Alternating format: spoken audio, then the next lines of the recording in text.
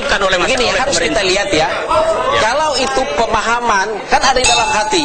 Keyakinan dalam hati, harus yang kita kemukakan itu adalah bagaimana kita menemukan dialog. Bukan sesuatu yang dalam pikiran dilakukan dengan kekerasan fisik. Kita memang tidak melegitimasi aksi kekerasan dari pihak manapun. Itu memang kita tetap mengedepankan dialog. Hanya persoalannya dialog ini sudah dilakukan beberapa kali. Nah, dalam negara hukum tentu ada aturan akhir yang untuk menjaga ketertiban ini. Maka SKB perlu keluar. Siapa yang berhak menyesatkan, dari mana dasarnya? Dari Al-Quran, ayat apa? Ahmadiyah.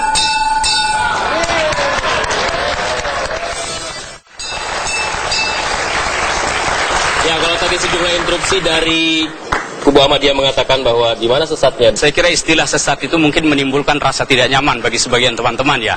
Kita katakan keliru atau menyimpang sajalah misalnya. Penyimpangan atau kekeliruan, ya penyimpangan itu sebenarnya kalau sudah nyimpang nanti ujung-ujungnya sesat sih sebenarnya.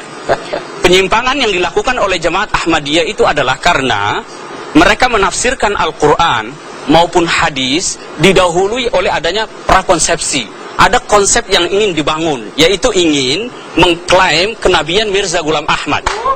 Nah, klaim ini, pandangan ini, konsep ini dibawa ketika memahami Al-Quran. Sehingga banyak, kami sudah meneliti Pak, Al-Quran dengan terjemahan dan tafsir singkat yang berjumlah 2206 halaman ini, kami temukan sekian puluh ayat yang dibawa-bawa untuk mengukuhkan klaim kenabian itu. Padahal ayat itu tidak ada hubungannya sama sekali, baik dari segi kebahasaan maupun dari segi prinsip-prinsip syariat.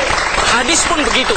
Misalnya hadis-hadis yang menyangkut turunnya Nabi Isa di akhir zaman, Imam Mahdi dan lain sebagainya, itu sebenarnya sama sekali tidak tertuju kepada Mirza Ghulam Ahmad, tapi dibawa ke sana. Ya.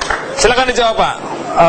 Saya dari awal mengatakan bahwa kami sangat ingin menjawab atau menjelaskan mengenai masalah kenabian. Tetapi karena dibatasi oleh SKB, kami tidak malam ini atau selama SKB, kami tidak bisa. Sampaikan saja Pak. Nah, tidak bisa. Bapak bukan pengeluar SKB, bukan yang mengeluarkan oleh karena. Jadi kami terkendala untuk menjelaskan karena ada SKB. Sebenarnya kami ingin menjelaskan, tapi karena SKB, kami menghormati SKB itu. Nah, cuma saya ingin menjelaskan sekali lagi bahwa apa yang kami fahami, yang Bapak baca di dalam tafsir yang kami jelaskan itu, baik yang kami kutip dari Al-Quranul Karim, apa yang kami kutip dari hadis-hadis Nabi besar Muhammad Rasulullah Sallallahu Alaihi Wasallam, ada referensinya. Ya, jadi memang apa yang Bapak katakan bahwa ayat-ayat ataupun hadis itu secara spesifik tidak menyebutkan nama Mirza Ghulam Ahmad, tidak menyebutkan, tetapi tanda-tanda yang harus kemudian kita harus, karena begini, kita mengetahui sesuatu itu ya, melalui tanda. Oleh karena itu permasalahannya kan tinggal personnya. Nah, personnya ini kan yang dipermasalahkan sebenarnya.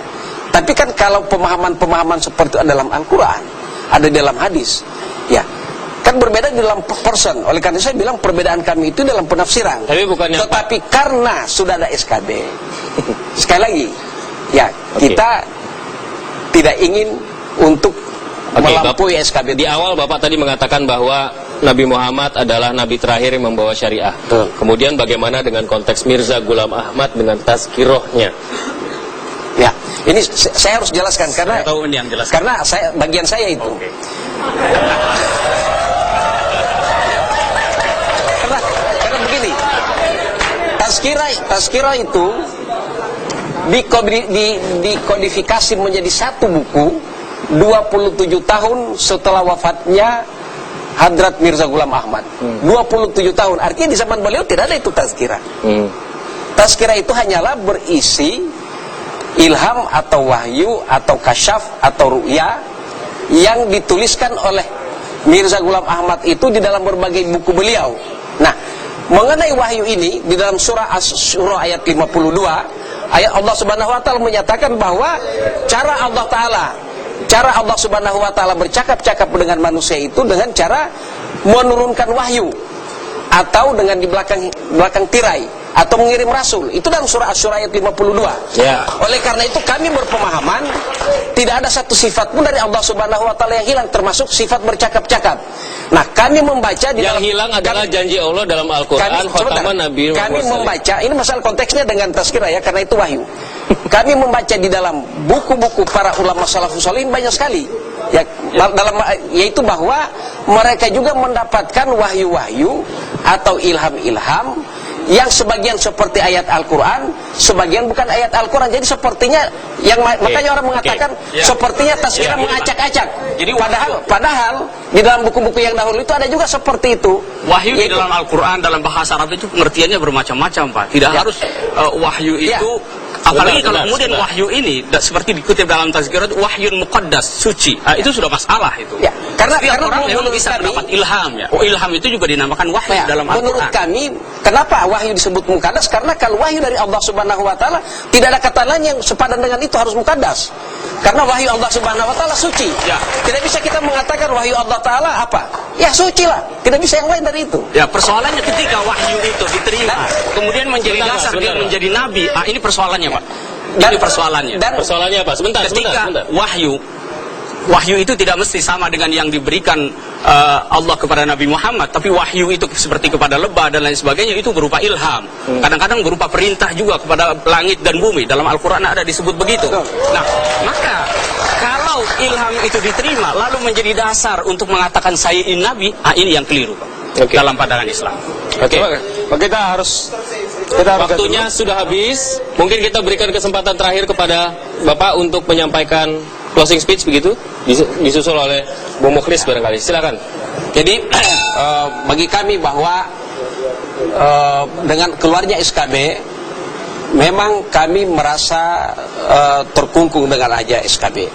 Artinya apa yang diberikan oleh Undang-Undang Dasar 45, apa yang diberikan oleh Covenant Universal Human Rights yang sudah diratifikasi oleh pemerintah, kami tidak bisa melaksanakan dengan secara penuh. Tetapi saya katakan bahwa kami menghormati upaya pemerintah yang menyatakan bahwa ini untuk kemaslahatan bangsa. Kami hormati itu. Namun demikian, saya hanya ingin mengingatkan bahwa dalam SKB itu juga ada permintaan dari pemerintah agar supaya masyarakat Indonesia ini rukun. Artinya bisa kita berbeda pendapat, berbeda faham, tetapi marilah kita hadapi ini dengan dialog yang baik.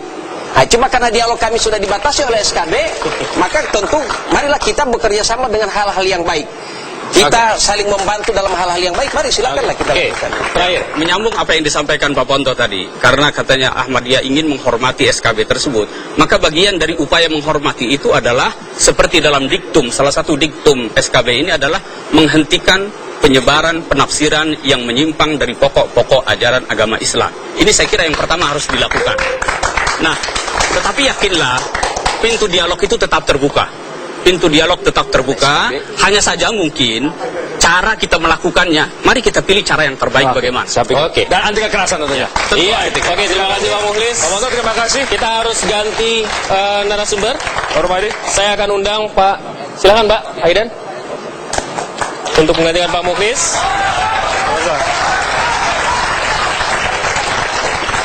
Taraja. Oke. Silakan.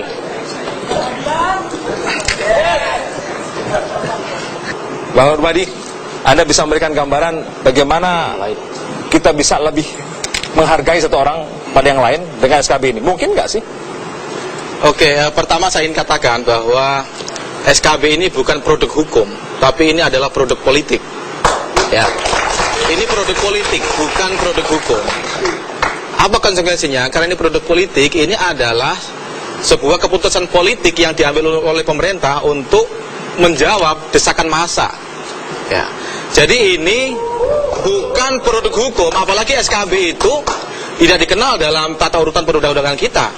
Yang tadi Anda sebut Undang-Undang Nomor 1 Tahun 2004 itu nggak dikenal. Itu. SKB itu hanya ada dalam tadi yang Anda sebut PNPS 165 Nomor 1 Tahun 65. Jadi itu artinya SKB tidak perlu dinafikan saja, gitu, diabaikan saja? Ini PNPS ini memang ini masih masalah PNPS-nya. SKB-nya. Ya. SKB-nya menurut Anda diabaikan saja karena bukan produk hukum, produk politik begitu? Ya, ini produk politik. Oke, diabaikan berarti oleh kubu Ahmadiyah walaupun Sebagai kubu yang sebagai produk politik tentu saja kita harus menghormati. Ya, produk politik itu pun tapi nggak ada sanksinya kan? nggak ada. Gini,